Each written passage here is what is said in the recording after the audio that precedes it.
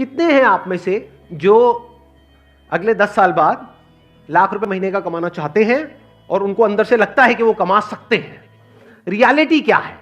यहां पर अभी 90% लोगों ने अपने हाथ उठाए कि हम 1 लाख या उससे ज्यादा कमाना चाहते हैं और कमा सकते हैं, हम डिजर्व करते हैं। बट क्या एक्चुअल में 90% लोग 10 साल बाद लाख रुपए महीने का कमा रहे होंगे? अब डिजर्विंग कैसे बनते हो आप? क्या एकदम से बन जाते हो, ओवरनाइट बन जाते हो कि रात को सोए और सुबह उठे एकदम से डिजर्विंग हो गए? ऐसा होता है?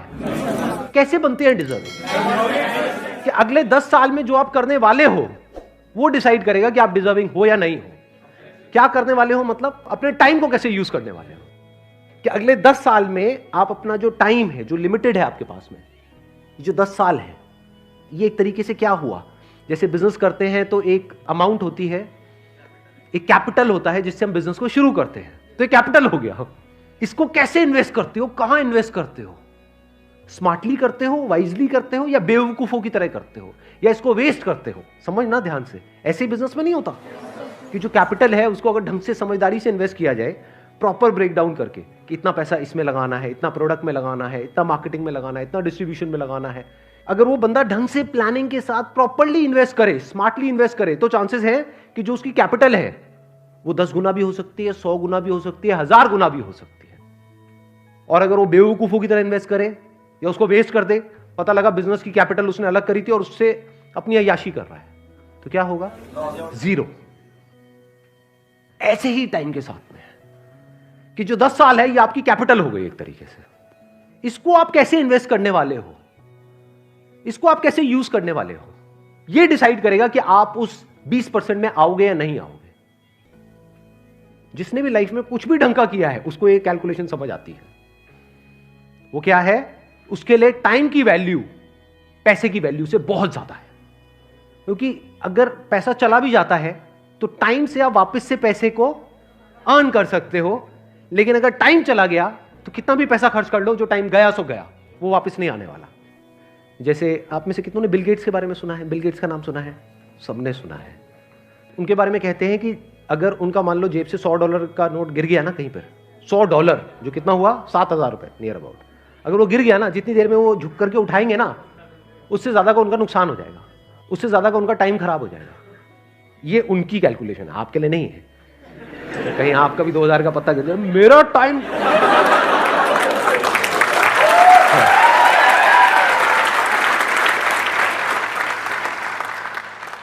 तो अब कैलकुलेट करो कि एग्जैक्टली आपके टाइम की क्या वैल्यू है आज की डेट में, बेस्ड अपॉन कि फ्यूचर में आप कहां पे हो। लाख रुपए महीना हो गया, जिसके लिए आप मानो आप महीने में 25 दिन काम करने वाले, 4-5 दिन छुट्टी उट्टी के हटा देते हैं, तो एक दिन की आपकी कितनी वैल्यू हो गई? 4000 रुपए हो गई। दिन में 8 घंटे आप काम करने वाले हो, तो 1 घंटे की कितनी वैल्यू हो गई? 500 रुपए हो गई। तो आपको ये फंडा बिल्कुल क्लियर होना चाहिए कि आज की डेट में आपके जो टाइम की वैल्यू है वो 500 रुपए घंटा है। क्योंकि अगर ये क्लियर नहीं हुआ तो ये सब जो हम कैलकुलेशंस कर रहे हैं, ये जो लाख रुपए महीने की बातें हैं, ये सब हवा में है। एक्चुअल में आप वहां कभी पहुंच ही नहीं पाओगे अगर अपने टाइम को आज आप नहीं इस तरह से देख पा रहे हो तो। और ये मैं बात कर रहा हूं on a most conservative basis, in the sense कि मैं कह रहा हूं 500 रुपए घंटा आज की डेट में आपकी टाइम की वैल्यू है। लेकिन अगर आप सोचो अपने टाइम को इस तरह से नहीं यूज करते, यानी इतने कैपेबल नहीं बनते कि आपको लाख रुपए महीना आ सके, तो अगर आप पूरी लाइफ की कैलकुलेशन करो तो आपको कितने का नुकसान हो गया है? क्या सिर्फ लाख रुपए महीने का हुआ है? करोड़ों का नुकसान हो रहा है। क्योंकि आज जो आप इन्वेस्ट करोगे वो ही डिसाइड करेगा कि तब ये रिटर्न आएगी या नहीं आएगी। तो 500 रुपए घंटा आज की डेट में आपके टाइम की वैल्यू है। एक दिन की वैल्यू आज की डेट में आपकी 4000 रुपए की है। अगर इस तरह से आप सोचने लग जाओ और इसको लिख करके लगा दो अपने घर में कहीं पे अलमीरा के अंदर, यहां वहां, ये वो, कि this is the value of my time, कि अगर मैंने एक पूरा दिन आज वेस्ट किया अपना तो मेरा कितने का नुकसान हो गया? 4000 रुपए का। इस तरह से अगर आप देखने लग जाओ ना तो अंदर से एक सेंस ऑफ अर्जेंसी आ जाती है लाइफ के अंदर। चीजें प्रोक्रास्टिनेट होनी बंद हो जाती है, कल पे डालना बिल्कुल बंद हो जाएगा। कल पे आप डाल ही नहीं सकते क्योंकि आपको एक्चुअल में समझ आ रहा है मेरे टाइम की क्या वैल्यू है। ये बात समझनी बहुत इंपॉर्टेंट है। 90% से ज्यादा लोग लाइफ में इसलिए नहीं फेल होते हैं कि वो बहुत बड़ा सोचते हैं और उसको अचीव नहीं कर पाते हैं। वो इसलिए फेल होते हैं क्योंकि वो बहुत छोटा सोचते हैं और उसको अचीव कर लेते हैं।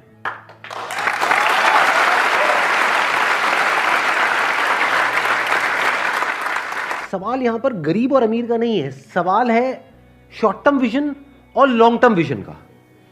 क्या पास्ट में ऐसे लोग हुए हैं इस दुनिया में जो जिस भी डेफिनेशन को आप गरीब बोल रहे हो, जो उससे भी बहुत नीचे के लेवल पे थे और आज इस लेवल पे हैं कि कोई सपने में भी नहीं सोच सकता? तो ये गरीब और अमीर बीच में कहां से आ गया? गरीब के लिए भी 24 घंटे हैं और अमीर के लिए भी। एग्जैक्टली बल्कि it is a level playing field. ध्यान से समझना, पैसे के वे में it is not a level playing field, क्योंकि पैसे के वे में तो एक अमीर के पास में मान लो पीछे से 10 करोड़ है और यहां से जिसको आप गरीब कह रहे हो मान लो उसके पास में कुछ भी नहीं है, तो वो लेवल प्लेइंग फील्ड नहीं है in terms of money, but in terms of time it is a level playing field, क्योंकि उसके पास भी 24 घंटे है, उसके पास भी 24 घंटे हैं। चाहे वो अमीर का बेटा है चाहे गरीब का बेटा है, अगर अपने इस 24 घंटे को अच्छे से यूज नहीं करेगा, मान लो बहुत अमीर का बेटा है और इस 24 घंटे को अच्छे से यूज नहीं करेगा, उल्टे सीधे कामों में टाइम खराब करेगा, तो जो है वो भी सब जाएगा और जाता ही है लोगों का। सो ध्यान से समझना, it is a level playing field, क्योंकि अगर ये टाइम की वैल्यू आज आपको समझ आ गई और आप एक गरीब बैकग्राउंड से भी हो तो फ्यूचर में आप बहुत अमीर हो जाओगे।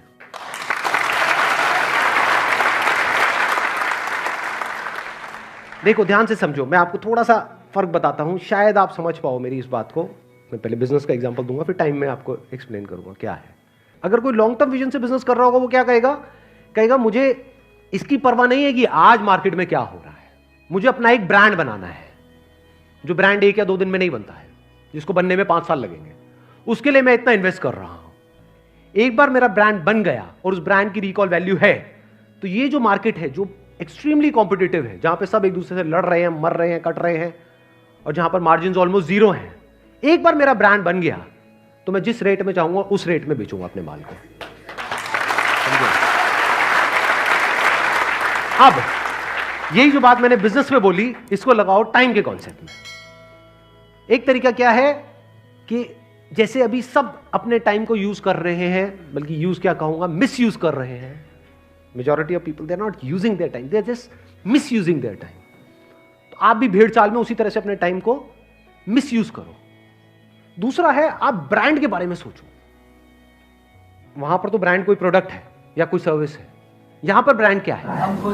आप खुद। एग्जैक्टली किसने बोला ये? Let's give big hand for all these people. अगर अपने टाइम को ढंग से यूज करोगे, अनलाइक अदर पीपल, तो क्या आप आने वाले 10 साल बाद खुद अपने आप में एक ब्रांड नहीं बन जाओगे? यानी मान लो आप कहीं पे जॉब कर रहे हो, तो एक तो ये है कि आप जॉब के लिए धक्के खा रहे हो और जो सारा कंट्रोल है वो एम्प्लॉयर के हाथ में है। एक है आप खुद कुछ इतने एक्स्ट्राऑर्डिनरी बन गए हो कि एम्प्लॉयर्स आपके पीछे भाग रहे हैं। इसी को तो ब्रांड बोलेंगे, कि सब चाहते हैं कि आप उनकी कंपनी में आओ। अब आप चूज करोगे कि आपको कब जाना है, कहां जाना है और कितने टाइम तक काम करना है, किसके साथ रहना है, किसको छोड़ना है, अपनी टर्म्स पे। इसी को तो ब्रांड बोलेंगे। क्या जॉब में ऐसे लोग होते हैं? नहीं होते। जिनको कंपनी चाहती है, जिनकी डिमांड ज्यादा है, ऐसे लोगों की सप्लाई कम है, उसी को तो ब्रांड बोलेंगे। और कब आप ब्रांड बन पाओगे? जब आज अपने टाइम की वैल्यू समझ जाओगे, बेस्ड अपॉन कि 10 साल बाद आपको क्या अचीव करना है। क्योंकि अगर पूरा दिन वेस्ट हुआ तो अभी हमने जो कैलकुलेशन करी थी उसके अकॉर्डिंग कितना हुआ? 4000 रुपए का आपको नुकसान हो गया। तो वो नुकसान आपको एक्चुअल में फील होना चाहिए। जब एक्चुअल में आपके 4000 का नुकसान होता है, मानो आपके पर्स में 4000 रुपए है और किसी ने पर्स मार लिया, कितने दिन तक याद रहता है? पूरी जिंदगी याद रहता है। उन्हें पोतों को बैठ करके कहानी सुना रहे होते हैं, जा रहा था बस में से वो निकाल लिया। सही कह रहा हूं, गलत कह रहा हूं? बट कितने दिन उन्होंने अपनी लाइफ में खराब करे, उसकी कोई कैलकुलेशन है? नहीं है। इसका मतलब क्या है? वो एक मीडियोकर इंसान है, वो विजनरी नहीं है। एक विजनरी में, यानी दूर की सोच रखने वाले में, और एक छोटी सोच वाले में, यही सबसे बड़ा फर्क होता है। तो आपके चाहने से कुछ नहीं होता है कि आप क्या चाहते हो कि अगले 10 साल बाद क्या होना चाहिए। होगा वही जो आप आज करोगे। और आज किसके बेस पे करोगे? जब ये टाइम की वैल्यू आपको अच्छे से समझ आ गई हो।